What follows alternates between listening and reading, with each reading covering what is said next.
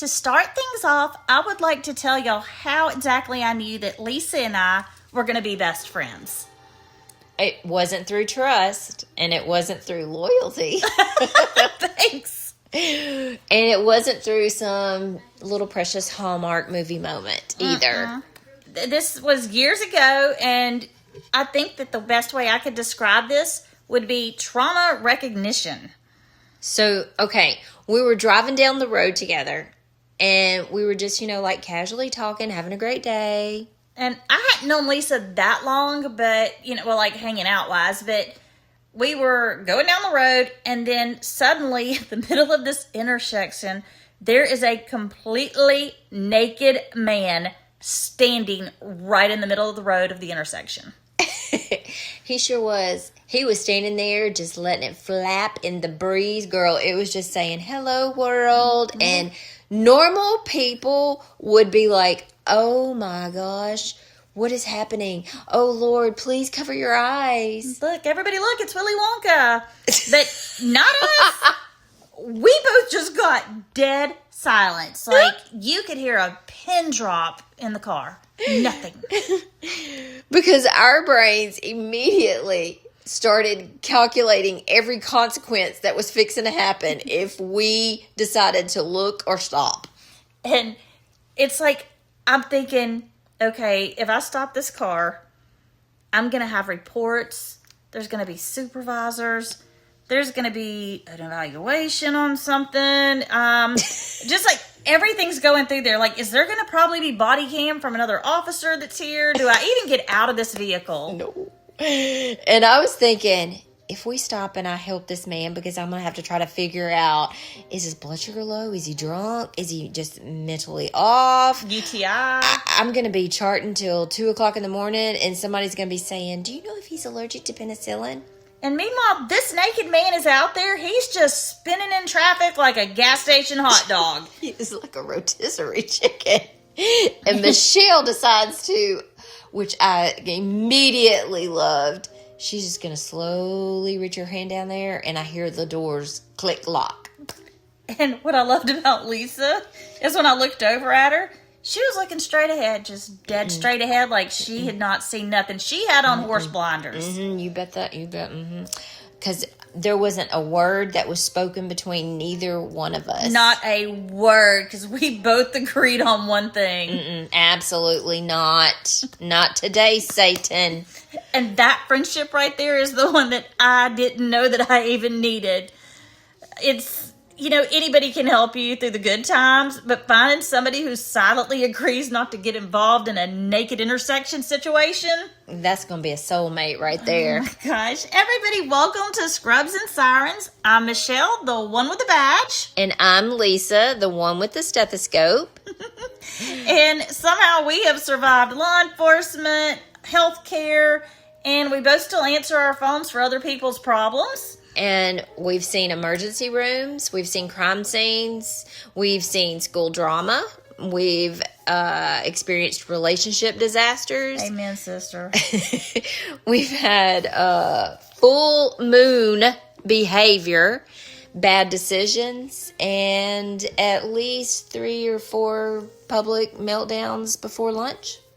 And honestly, the longer that her and I have done this, the more we've realized that nurses and cops are basically soul sisters. Or, if it's a guy, I guess soulmates.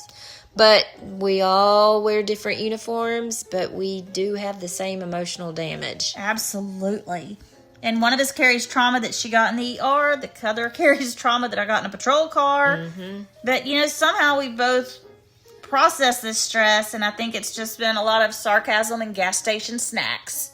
Yes. Speaking of the gas station snacks, that is going to be lots and lots of caffeine, which is, that is my daily care plan, is lots of caffeine, lots of energy teas, lots of 7 Brew. And in fact, just before we decided to record this tonight, because Yes. Happy Memorial Day weekend, everyone. I grabbed my Starbucks double shot energy white chocolate drink from the gas station across the street. And I grabbed a Dr. Pepper Zero Sugar and some snacks.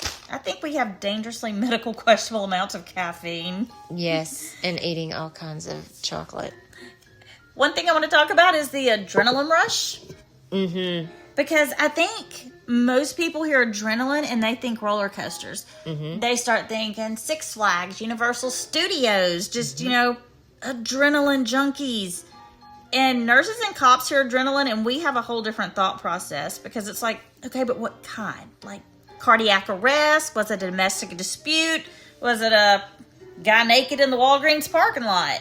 Or in the intersection we just left a little while ago. But both professions somehow attract people who can function perfectly in absolute chaos. But we completely fall apart when asked one just simple question. And actually any question, but the main one is, where do you want to eat tonight, honey? Oh, facts. You can run a code blue with 12 alarms going off, but if somebody says, what do you want for dinner?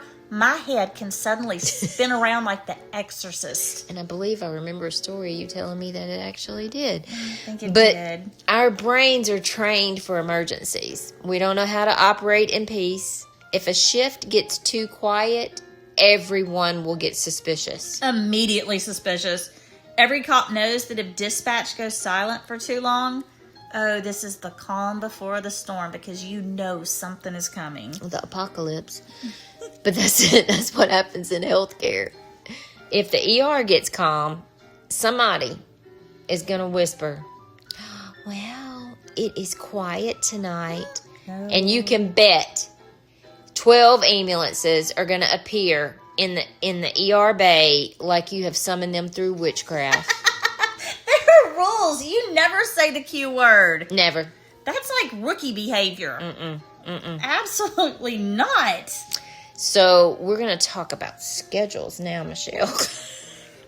Nobody else can live like this because nurses eating at 7 a.m. after a night shift and police microwaving tacos at 2 o'clock in the morning.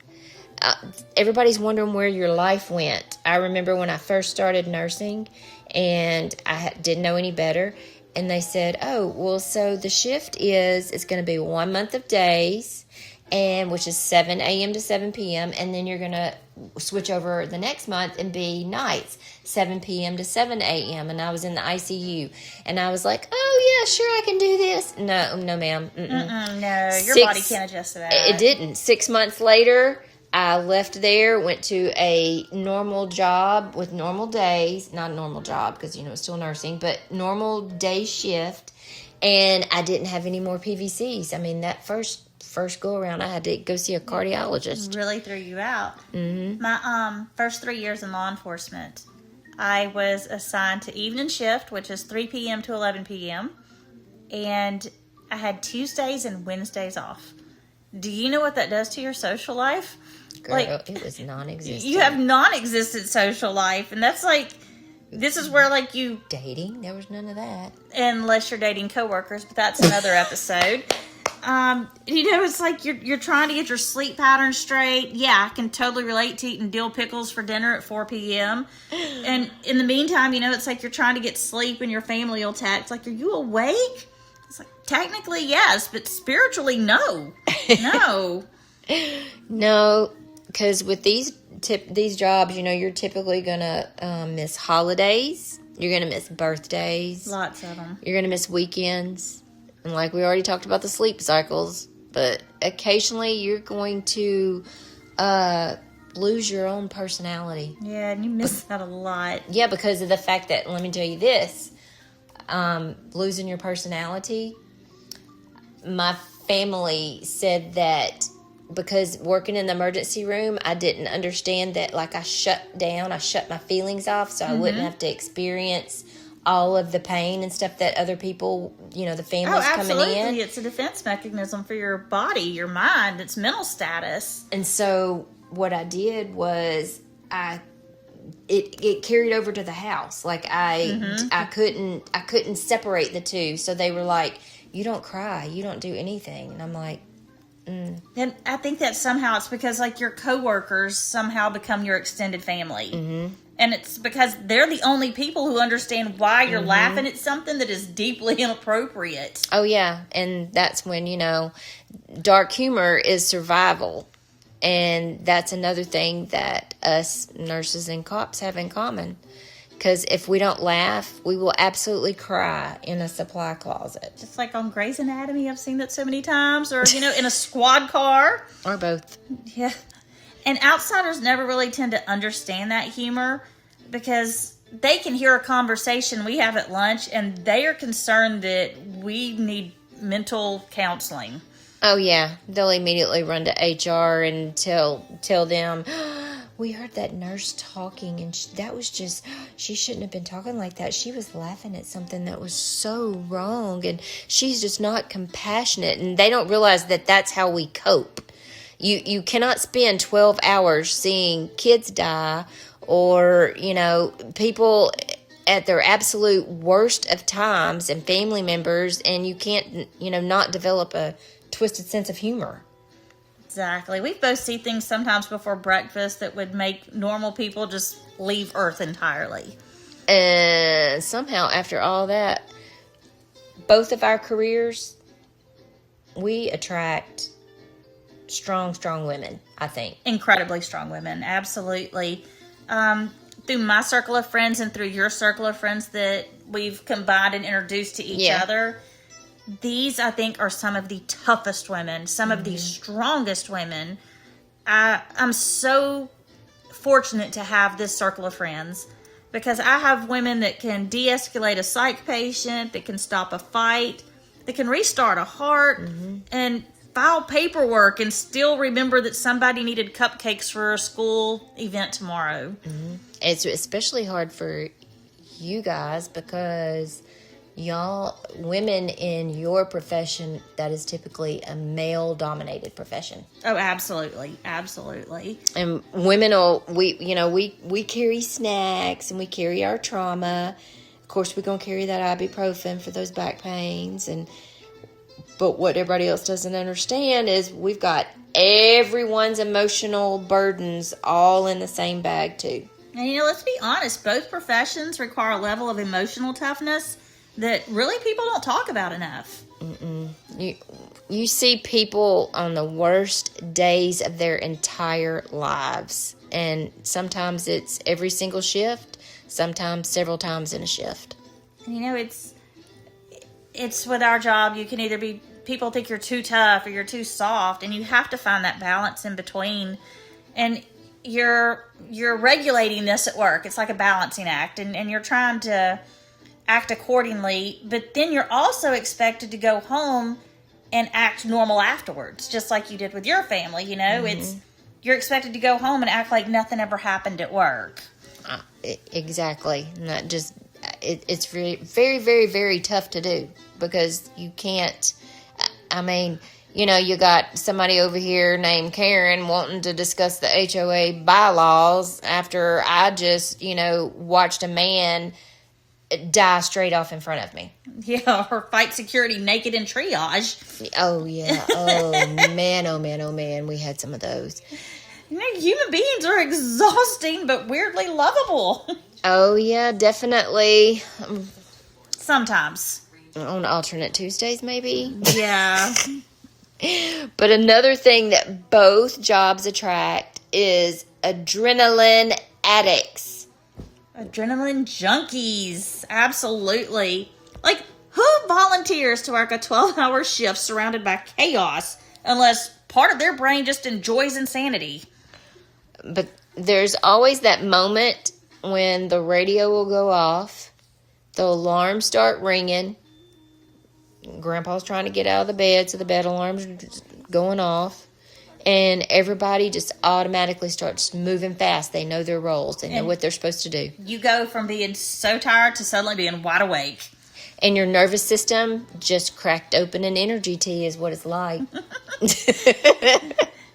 And meanwhile, how I picture it is that normal people are home in their yoga pants doing yoga and stretches and just protecting their peace. Watching Virgin River. Yes, just enjoying life. But that's not us. Couldn't be, not even a little. And somehow, despite everything, nurses and cops end up dating each other constantly. Ooh, that's true. That's probably going to be a whole nother podcast episode. Mm-hmm. But it's like I see a lot of cops with cops, and then I see a lot of cops with nurses or cops with teachers. It's just the dramatic, my whole career, every division I've worked in, I can find somebody in my unit that is married to a nurse or a teacher. It's just a whole thing. I don't know why those two are, just attracted each other. And then in my office space, there's been times where, a lot of cops that are married to cops or dating cops. Yeah. Because who else understands your dinner plans might get canceled because somebody got stabbed? Right. But you've got the cops that are married to teachers that, I don't know, have nurses on the side. And then... Facts. That's... Again, a whole other podcast. But in my part, what people do is they start asking questions, and no one can understand when I'm trying to explain what happened at work. Well, how was your work day today? Well, I did this, this, and this, and they're sitting there going, huh? And all I want to say is, you know what? Did anybody die today? No. It's a successful day. Yes. Successful day. The standards tend to shift dramatically in these careers. Very dramatically, girl. It's not really things you come home and talk about it. Because, your shift ends and it was a great day. If you come home and there's no bodily fluids on your shoes, that's a win. Or, trach spit in my face. Ooh. Too far. Dinner time conversation. And if nobody cried in the break room... Incredible teamwork. Got it. But the final thing that I think truly reunites... the true unity comes in 2 words. And I know you know it before I ever say it. And I can give you the biggest hint. Okay. We've got one coming this weekend. The full moon. Yes. Every ER nurse knows it. I don't care what science says. Yeah, every cop knows it. Every ER nurse knows it. The moon comes out and suddenly people start making decisions that belong in documentaries. Mm-hmm. The emergency room is going to fill up every single time. Dispatch is going to lose its mind. Somebody's aunt is going to be fighting security. And then the famous story that I'll never forget from the ER is the woman who ran out of our emergency room doors and ran and jumped into the fountain and was playing. And guess what? I don't know what it is about people wanting to take their clothes off and just be naked everywhere, but she was naked as a jaybird. I think full moon energy is just God's way of testing first responders for character development. Because people say that the full moon affects the ocean. Yeah. No. It affects people in the Walmart parking lot after midnight. It discombobulates brains. It discombobulates relationships. Yeah. It makes people, want to fight with their lawnmower at 2 a.m. by kickboxing it and ended up in the ER. Mm-hmm. There are so many things that I'm a true believer. That's when ER and Patrol becomes a live-action reality show with no commercial breaks. Because it turns society into a group project that has zero supervision. And somehow we just end up exhausted and looking at each other like, well, here we go again. I think maybe that's what we should have named this podcast. Full moons, it's just too real. Yeah, it's way too real. And anybody in our profession will know exactly what you're talking about. You can drop that in the comments. You can give that a like. Mm-hmm. If you've got a full moon story, we want to hear it. Yeah, definitely. It's just like after years of handling the chaos professionally, we just decided it was time to sit down, grab some coffee, and start talking about all this like the unpaid therapist that we have accidentally become. Yeah, I wanted to start talking about it because I think that Michelle and I, every single day, you know, we're griping, we're venting, and we're about everything in our life, you know, work, the stress, Relationships, finances, everything. We're constantly griping. And the funny thing is that her and I, like, we try to find humor in it, and I actually think we're hilarious. Now, I hope y'all think we're hilarious, but, you know, hey, it is what it is. Y'all are going to think we're hilarious. But if you've ever worked in healthcare, law enforcement, I know y'all have a humor like we do. If you've raised kids, you've dated after 50, you've cried in parking lots, you've went through divorces, you've actually, because I've done this, hidden from people in Target so they wouldn't see you. Then you are our kind of people. If that is you, you are our kind of people. Yes. This podcast is like, you know, I wanted it to be part friendship, a little bit of group therapy for us and for you guys out there, and a lot of the stories of you are not going to believe what happened. And I will say that through this, we may have to change some names up a little bit because we do both enjoy being employed. Yes. And we'd like to stay out of HR. Yes. So none of that will be disclosed. Yes. We'll protect everything. And sometimes if you know who you are, you know who you are. But that's a different story. Yep. And before we go, I want to tell y'all the next episode is going to be discussing one of our most dangerous situations that either one of us has ever faced. Dating over 50. Because nothing prepares you for modern dating after spending years married or building careers or raising families, surviving trauma, going through divorce. All of the above. Finally developing not only standards, but boundaries. Because at this point, I'm telling y'all, if a man says, "Hey, stranger," I am already going to need a recovery day, for real. Sir, we are too old to decode mixed signals. If you disappear for 3 days, I'm not worried. We're just going to assume that you died or got arrested. You're a girl or both. It could be. We're going to talk about dating apps, red flags, divorced energy, those weird gym selfies. In the wife beaters. Yes. And what is it with the men posing holding their fish? Yeah, for absolutely no reason. No. And why are women over 50, you know, we can spot emotional instability faster than airport security. So y'all just buckle up, hydrate, and lower your expectations accordingly. Because the streets are weird. We'll see y'all next time on Scrubs and Sirens. Happy Memorial Day.